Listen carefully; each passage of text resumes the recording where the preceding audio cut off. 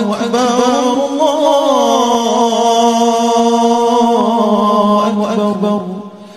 لا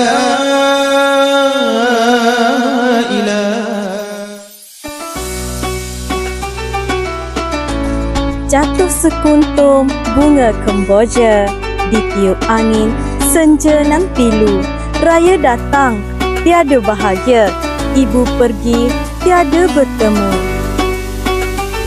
Hujan gerimis membasah bumi, dingin menyapa di waktu pagi. Syawal tiba, tiada bersemi. Raya sendiri, hati pun sepi. Elok sungguh si kain batik, cantik dipakai gadis permai. Bersama keluarga, hati pun cantik. Raya terasa indah dan damai.